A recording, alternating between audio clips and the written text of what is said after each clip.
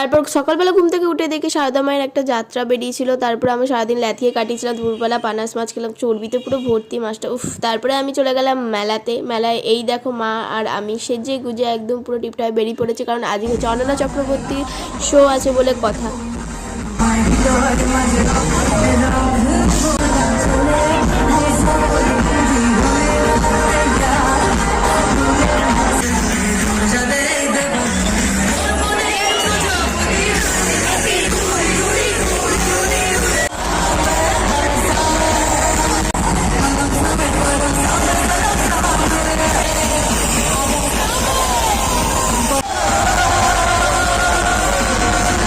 তারপর একটা মায়ের বান্ধবীর একটা জন্মদিন ছিল বলে সেলিব্রেট হলো। তারপরে সেই কাকিমাটা আর আমাকে কেক খেতে দিল, আর একটা মাসি আর মা ছিল সামনে দাঁড়িয়ে।